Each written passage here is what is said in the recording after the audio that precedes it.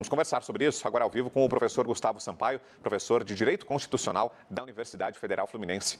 Obrigado, professor. Boa noite, Vitor. Boa noite a todos na Band News. Professor, como é que o senhor analisa essa decisão? Quais são os efeitos? O que é que muda para Eduardo Bolsonaro com a concessão do Green Card? Que a mudança não é tão grande assim quanto se está pensando. Em verdade, a situação de Eduardo Bolsonaro ficou mais segura em relação a uma possível perda de oportunidade de permanência nos Estados Unidos da América, o que eu tenho certeza que não o atingiria, diante da política repressiva e repressória que o governo Donald Trump tem empreendido contra estrangeiros que estejam radicados no território americano. Eu diria que a aquisição do Green Card concede uma segurança de estabilidade, porque ele tem para si agora a autorização de permanência no território norte-americano por tempo indeterminado, e lá podendo estudar, podendo trabalhar, desempenhar as funções que entender por bem desempenhar, bem como estabilidade para a permanência de toda a sua família no território dos Estados Unidos da América. Então, nesse sentido, Vitor, de lá para cá, ganha-se segurança na permanência de Eduardo Bolsonaro nos Estados Unidos. Isso não muda, contudo, a situação do que o Brasil pode pleitear diante do governo norte-americano em termos de pedido de extradição de Eduardo Bolsonaro para o Brasil, mas que nós sabemos não será concedido. Então, eu diria a você, Vitor, que a situação não mudou muito e o resultado já era esperado. Ele havia requerido esse visto fazia um ano e, portanto, a tendência toda era que o visto fosse... Existe um alinhamento hoje entre a família Bolsonaro e o governo dos Estados Unidos, o presidente Donald Trump. Será que isso, de alguma forma, pode ter facilitado as coisas ou, pelo menos, encurtado o processo, essa boa relação e essa afinidade política que existe entre o ex-deputado e o atual governo americano? Eu não tenho dúvida, Vitor, porque essa decisão é também uma decisão de conteúdo político. Isso está marcando a realidade política da Argentina, de tantos outros países do mundo e dos Estados Unidos da América. Os Estados Unidos constituem um porto seguro, um aliado, para a compreensão do governo do presidente Donald Trump. A família Bolsonaro é uma família de perseguidos políticos no Brasil, que está sendo, portanto, perseguida pelo sistema de justiça criminal brasileiro. Essa é a compreensão, ou pelo menos aquilo que se coloca na plataforma do discurso político nos Estados Unidos em relação ao Brasil. Veja que quando o Supremo Tribunal Federal decidiu pela condenação de Eduardo Bolsonaro por coação do curso do processo, crime do artigo 344 do Código Penal, o presidente norte-americano Donald Trump, que estava numa missão internacional, recebeu uma informação equivocada e disse lamentar que o filho do presidente Bolsonaro, candidato à presidência do Brasil, estava preso. E não era nada disso. A informação era falsa.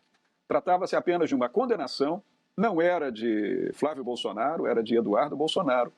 Então, esse exemplo que eu acabo de dar, sabe, Vitor, demonstra como, acima de tudo, a matriz do discurso político é que está dando os traços da governança.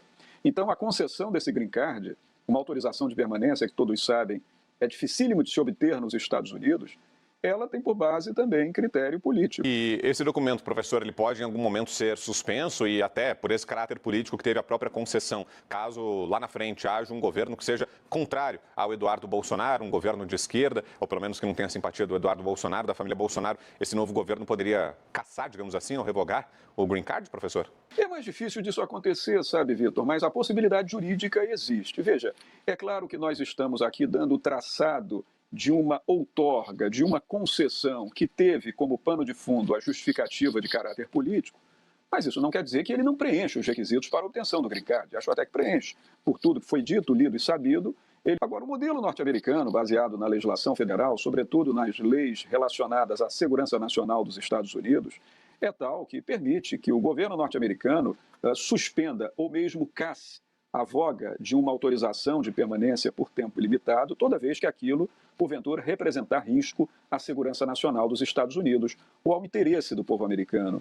Mesmo que, hipoteticamente, o governo Donald Trump seja sucedido por um governo do Partido Democrata, que, compreendamos, não chega a ser um governo de esquerda, né? Embora o discurso da polarização política tente dar esse rótulo, mas o governo do Partido Democrata nunca foi um governo de esquerda, acho pouco provável que essa cassação aconteça. O que poderá ocorrer, sim, Vitor, e isso é importante dizer. A depender do governo que lá estiver, talvez haja uma concessão de extradição para cumprimento de pena, é a chamada extradição executória, no território brasileiro.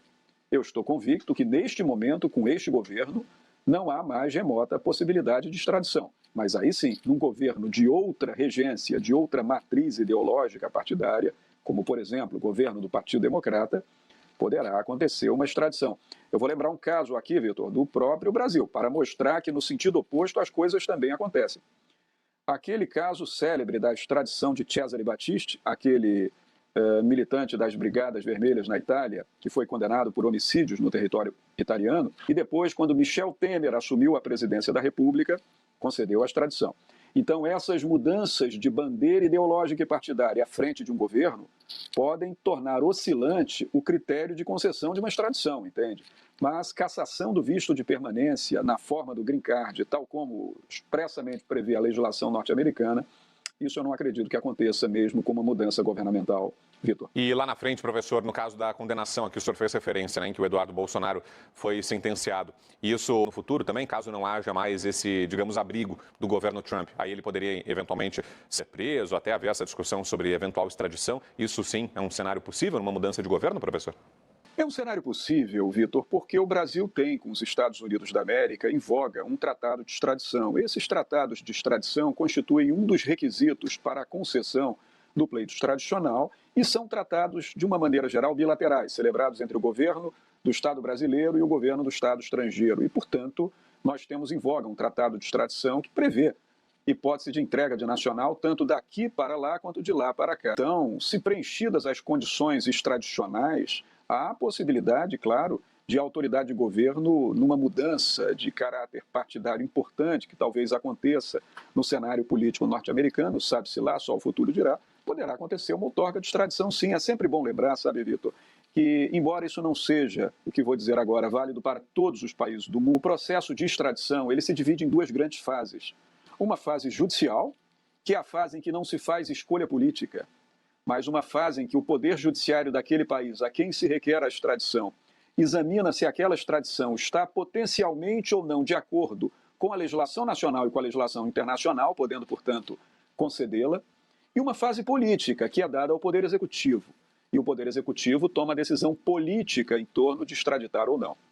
Eu diria que não para a fase judicial, mas para um segundo momento, para a fase política, a não continuidade possível de um governo do Partido Republicano pode sim, Vitor. Então ele tem contra si uma decisão condenatória criminal transitada em julgado, porque não há recurso para a instância superior das decisões proferidas pelo Supremo Tribunal Federal, como nós sabemos. Então ele foi condenado e essa decisão é uma decisão trânsito em julgado. Então, tradição para cumprimento de pena, mas, como você bem falou, Vitor, hoje esse cenário é absolutamente, eu diria a você, improvável, mais do que improvável, sem chance de acontecer. E isso poderá acontecer. Federal Fluminense.